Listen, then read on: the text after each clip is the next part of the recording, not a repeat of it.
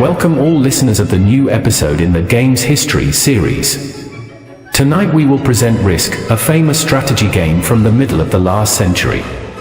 Possibly the most popular, mass-market war game.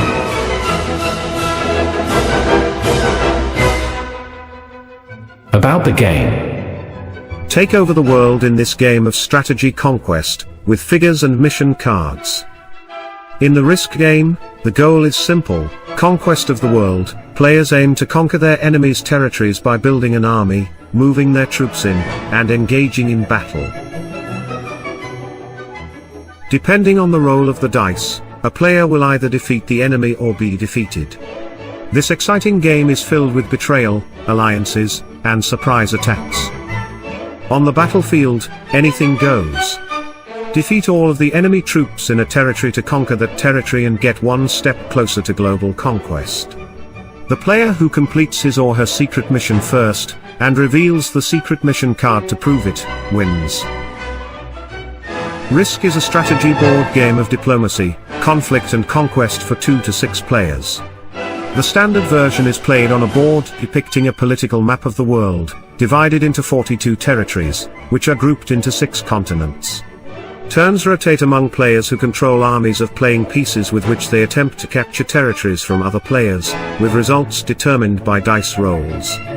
Players may form and dissolve alliances during the course of the game. The goal of the game is to occupy every territory on the board and, in doing so, eliminate the other players. The game can be lengthy, requiring several hours to multiple days to finish. European versions are structured so that each player has a limited secret mission objective that shortens the game. And remember, when it comes to taking over the world, it's all about who is willing to take the biggest risk. History of the game. Risk was invented in 1957 by Albert Lamorisse, a French filmmaker. It became one of the most popular board games in history, inspiring other popular games such as Axis and Allies and Settlers of Catan. The simple rules but complex interactions make it appealing to adults as well as children and families. It is still in production by Hasbro with numerous editions and variants with popular media themes and different rules, including PC software versions, video games, and mobile apps. Risk was originally released in 1957 as La Conquête du Monde, The Conquest of the World, in France. It was bought by Parker Brothers and released in 1959 with some modifications to the rules as Risk, the continental game, then as Risk, the game of global domination. Following the introduction, the first new version of Risk in nearly 20 years was released in 1986.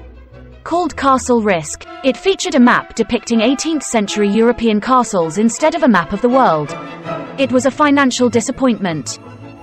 It would be 15 more years before the company tried again. In 1993, the rules for Secret Mission Risk, which had been the standard in Europe, were added to the United States edition. After a limited special edition release in 1999 in France called Risk Edition Napoleon, in commemoration of 200th anniversary of the Napoleonic era, 1799 to 1815, a new edition called Risk 2210 AD was published in 2001 by Hasbro's Avalon Hill division.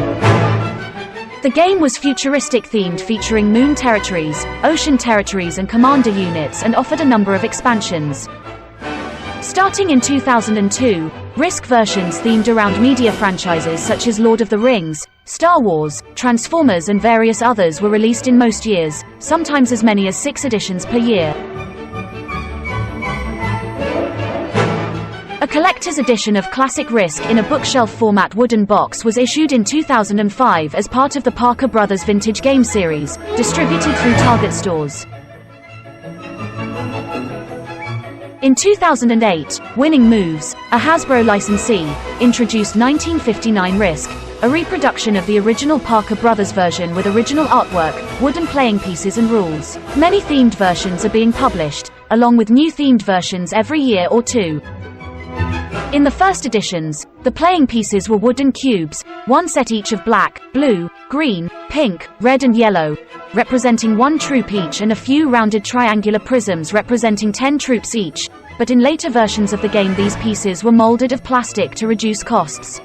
In the 1980s, these were changed to pieces shaped into the Roman numerals I, 3, V, and X. The 1993 edition introduced plastic infantry tokens, representing a single unit, cavalry, representing 5 units, and artillery, representing 10 units. The 40th anniversary collector's edition contained the same troop pieces but made of metal rather than plastic. In the 2005 bookcase edition, playing pieces are once again wooden cubes. Details of the game. How to play Risk. On your turn, try to capture territories by defeating your opponent's armies. But be careful, winning battles will depend on careful planning, quick decisions, and bold moves. You will have to place your forces wisely, attack at just the right time, and fortify your defenses against all enemies. Gameplay. Setup consists of determining order of play, issuing armies to players, and allocating the territories on the board among players, who place one or more armies on each one they own. Each player's turn consists of gaining reinforcements through number of territories held, control of every territory on each continent, and turning sets of bonus cards. Attacking other players using a simple combat rule of comparing the highest dice rolled for each side. Players may attack as often as desired. If one enemy territory is successfully taken, the player is awarded with a bonus card, moving a group of armies to another adjacent territory. Equipment of Risk includes a large tabletop board depicting a political map of the world, divided into 42 territories, which are grouped into 6 continents by color. In addition to shared boundaries between territories which define routes of attack-defense, numerous special transoceanic or trans-sea routes are also marked. For example, the route between North Africa and Brazil. The oceans and seas are not part of the playing field. Each Risk game comes with a number of sets, either 5 or 6, of different colored tokens denoting troops. A few different or larger tokens represent multiple, usually 5 or 10 troops. These token types are purely a convention for ease of representing a specific army size. If a player runs out of army pieces during the game, pieces of another color or other symbolic tokens, coins, pieces from other games, etc., may be substituted to help keep track of armies. Also included is a deck of Risk cards, comprising 42 territory cards, 2 wild cards, and 12 or 28 mission cards. The territory cards correspond to the 42 territories on the playing board. Each of the territory cards also depicts a symbol of an infantry, cavalry, or artillery piece. One of these cards is awarded to a player at the end of each turn if the player has successfully conquered at least one territory during that turn. No more than one card may be awarded per turn. If a player collects either 3 cards with the same symbol, or one of each, or 2 different, and a wild card, they may be traded in for reinforcements at the beginning of a player's turn. These cards can also be used for game setup. The 2 wild cards depict infantry, cavalry, and artillery pieces. Because these cards have all 3 symbols, they can match with any 2 other cards to form a set. The mission cards, each specifying some secret mission, something less than Conquer the World, are used in the Secret Mission Risk rule variant.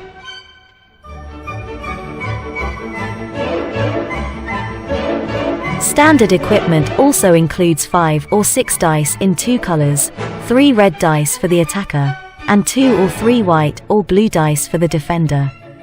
There is also a golden cavalry piece used to mark the progressive turn-in value of matched sets of territory cards.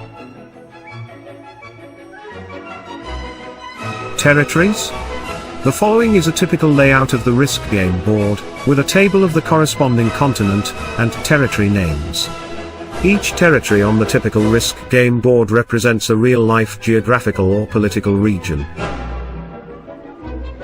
As such, the territory borders are drawn to resemble the geography of those regions. This provides an interior space on which to place the army units, adds an element of realism to the game, and also adds complexity. Most of the territories represent a combination of countries or states. Some that have names of single countries or states, such as Argentina, do not represent the boundaries of the real-life entity. Antarctica and New Zealand are not represented. The numbers in parentheses represent the number of additional armies granted during the reinforcement stage of a player's turn who controls all of the territories in that continent. Some versions of the board use alternative names for some territories. These names are in parentheses. Not all variations occur concurrently. Related games. Strategy board games like Risk have been popular amongst players looking for a long and complicated game to play since its release in 1957. Billed as the game of global domination, Risk is a game that involves intense strategy and diplomacy in order to come out on top and win the game. A board game that's best played when you have many hours to kill or are happy to spread it out over a few days. Risk is immensely popular as it requires quite a bit of strategy and a lot of competition.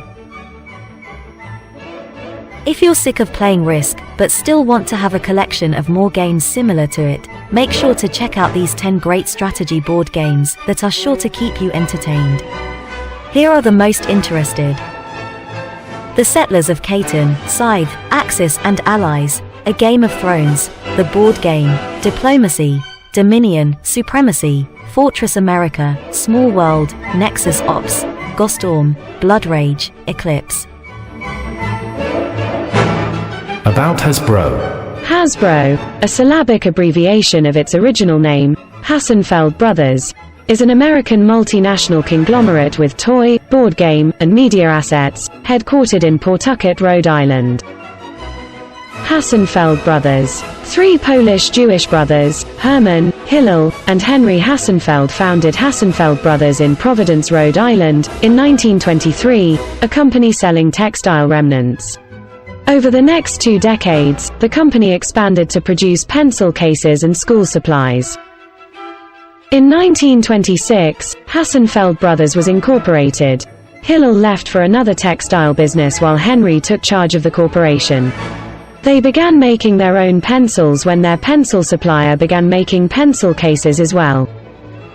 Hassenfeld Brothers produced modeling clay and then doctor and nurse kits as their first toys, and they became primarily a toy company by 1942. Hillel died in 1943 and Henry Hassenfeld became CEO, while his son Merrill became president. The company entered the plastic fields during World War II to support its toy line. Hassenfeld Brothers' first toy hit was Mr. Potato Head, which the company purchased from George Lerner in 1952. In 1954, the company became a Disney major licensee. Hasbro owns the trademarks and products of Kenner, Parker Brothers, and Milton Bradley, among others. Hasbro is incorporated in Rhode Island, and as of August 2020 over 80% of its shares were held by large financial institutions. Among its products are Transformers, G.I. Joe, Power Rangers, ROM, Micronauts, MASK, Monopoly, Furby, Nerf, Twister, and My Little Pony. The Hasbro brand also spawned TV shows to promote its products, such as Family Game Night on the Discovery Family Network, a joint venture with Discovery, Inc. As of 2019, it is also the parent company of mass media and entertainment company Entertainment One. In 1960, Henry died and Merrill took over the parent company, and his older brother Harold ran the pencil-making business of Empire Pencil. Hassenfeld Brothers expanded to Canada with Hassenfeld Brothers, Canada, Limited in 1961. The company was approached in 1963 to license a toy based on the Lieutenant, which they turned down because they did not want to be tied to a possibly short-lived television series. Instead, Hassenfeld Brothers produced the G.I. Joe toy in 1964, which they termed an action figure in order to market it to boys who wouldn't want to play with dolls. In 1964 and 1965, G.I. Joe accounted for 2/3 of Hassenfeld's sales. About Parker Brothers. Parker Brothers was founded by George S. Parker. Parker's philosophy deviated from the prevalent theme of board game design. He believed that games should be played for enjoyment, and did not need to emphasize morals and values. He created his first game, called Banking, in 1883 when he was 16. Banking is a game in which players borrow money from the bank and try to generate wealth by guessing how well they could do. The game includes 160 cards which foretell their failure or success. The game was so popular among family and friends that his brother, Charles Parker, urged him to publish it. George approached 2 Boston publishers with the idea, but was unsuccessful. Not discouraged, he spent $40 to publish 500 sets of Banking. He eventually sold all but 12 copies, making a profit of $100. George Swinnerton, Charles Hanford, and Edward Hegeman, the Parker brothers. Parker founded his game company, initially called the George S. Parker Company, in his hometown of Salem, Massachusetts in 1883. When George's brother Charles joined the business in 1888, the company's name was changed to its more familiar form. In 1898, a third brother, Edward H. Parker, joined the company. For many years, George designed most of the games himself, and wrote all the rules. Many games were based on important events of the day. Klondike was based on the Klondike Gold Rush, and War in Cuba was based on the impending Spanish-American War. The game industry was growing, and the company was becoming very profitable. In 1906, Parker Brothers published the game Rook, and it became the best-selling game in the country. During the Great Depression, a time when many companies went out of business, Parker Brothers released a new board game called Monopoly. Although the company had originally rejected the game in 1934, they decided to publish it the next year. It was a success, and the company had difficulty keeping up with demand. The company continued to grow throughout the next several decades, producing games including Cluedo, released as Clue in North America, Risk, and Sorry. About designer Albert Lamaris. Albert Lamaris, born the 13th of January 1922, died the 2nd of June 1970, was a French filmmaker, film producer, and writer of award-winning short films which he began making in the late 1940s. He also invented the strategic board game Risk, in 1957. Lamaris was born in Paris, France. He first came into prominence, just after BIM, 1950, for directing and producing White Mane, 1953, an award-winning short film that tells a fable of how a young boy befriends an untamable wild white stallion in the marshes of Camargue, the Petite Camargue. Lamaris's best-known work is the short film The Red Balloon, 1956, which earned him the Palme d'Or Grand Prize at the Cannes Film Festival, and an Oscar for writing the Best Original Screenplay, in 1956.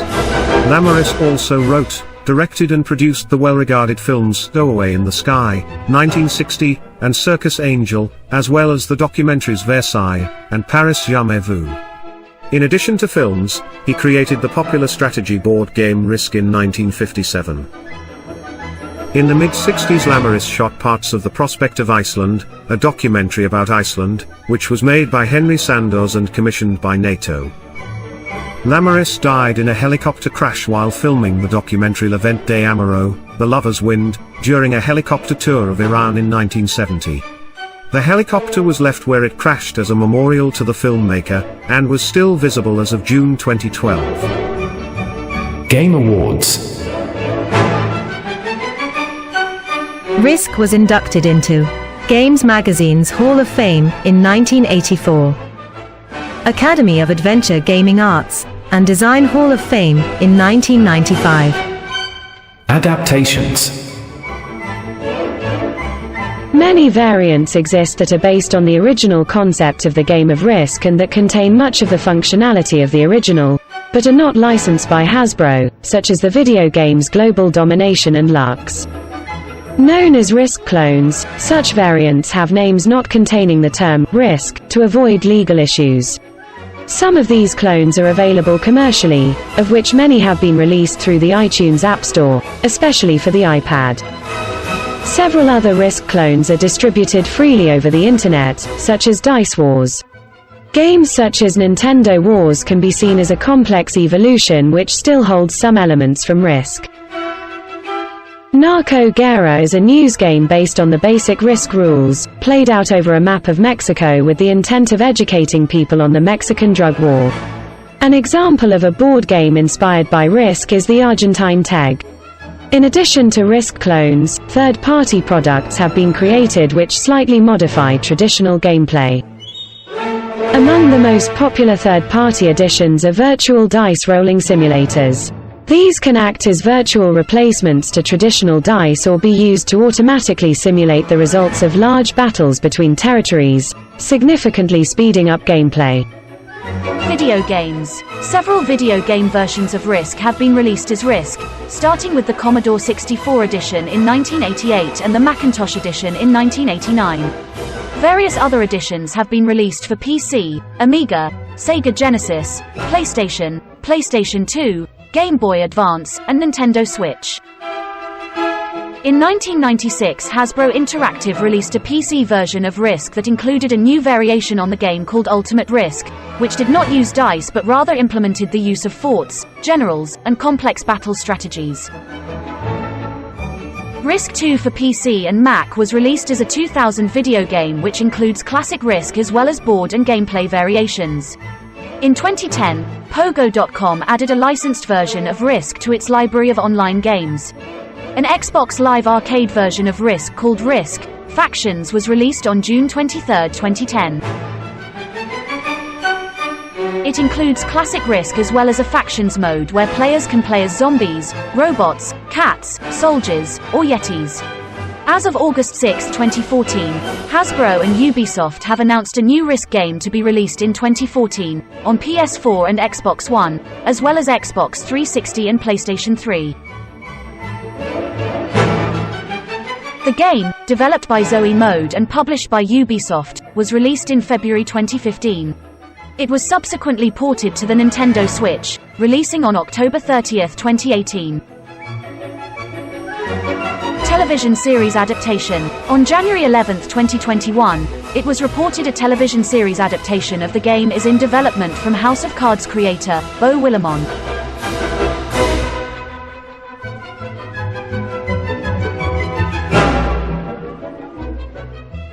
And that's it for today. Let's meet in the next episode in a week.